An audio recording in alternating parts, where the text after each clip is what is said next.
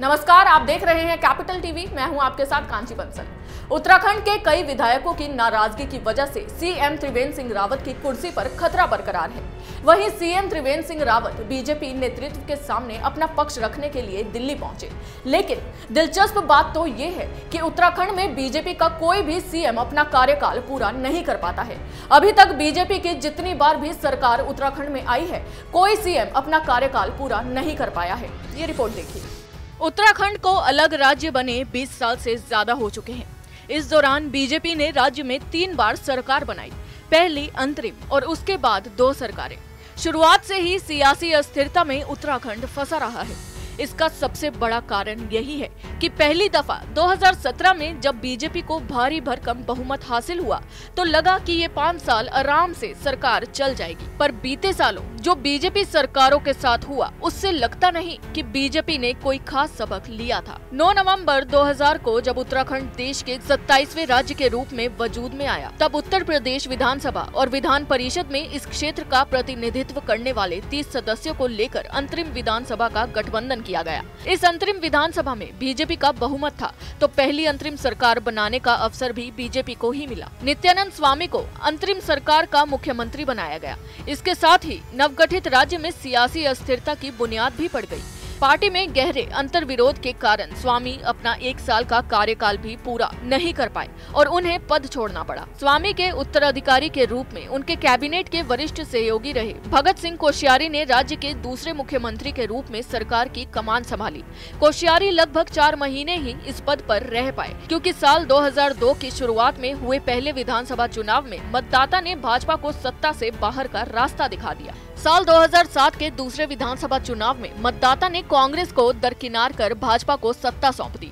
दिलचस्प बात तो ये रही कि भाजपा को 70 सदस्यीय विधानसभा में ठीक आधी यानी 35 सीटों पर ही जीत मिली और कांग्रेस के हिस्से आई 21 सीट। सबसे बड़ी पार्टी के रूप में उभरने पर भाजपा ने सरकार बनाने का दावा किया।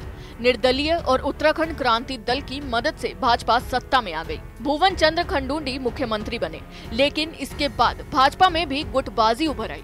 साल 2009 के लोकसभा चुनाव में भाजपा को राज्य की सभी 5 सीटों पर करारी शिकस्त मिली। इसके कुछ समय बाद 2.25 साल का कार्यकाल बीतते बीतते खंडूंडी की मुख्यमंत्री पद से विदाई हो गई। खंडूंडी के स्थान पर रमेश पोखरियाल निशंक मुख्यमंत्री बने। तब लगा कि अब भाजपा में गुटबाजी पर लगाम लगेगी, लेकिन ऐसा हुआ नहीं।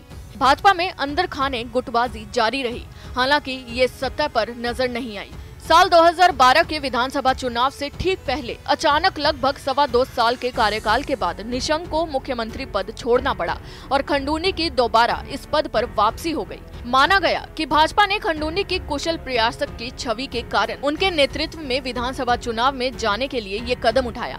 हालांकि चुनाव से महज 6 महीने पहले मुख्यमंत्री को बदले जाने के कदम पर तब सियासी हलकों में खासा अचरज जताया गया। बीजेपी ने साल 2017 में मोदी लहर पर सवार होकर एक बार फिर उत्तराखंड में सरकार बनाई और इस बार सत्ता का सिंहासन मिला त्रिवेंद्र सिंह रावत को। लेकिन 5 साल खत्म होने से पहले ही लगता है कि त्रिवेंद्र सिंह रावत की विदाई हो सकती है।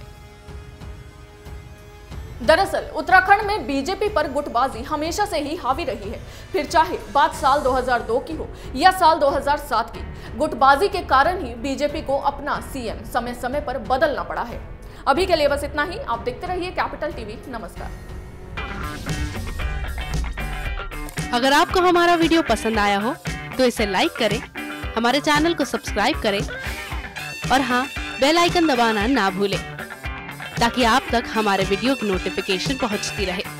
आप अपना सुझाव हमें कमेंट बॉक्स में दे सकते हैं। हमारे साथ जुड़ने के लिए शुक्रिया।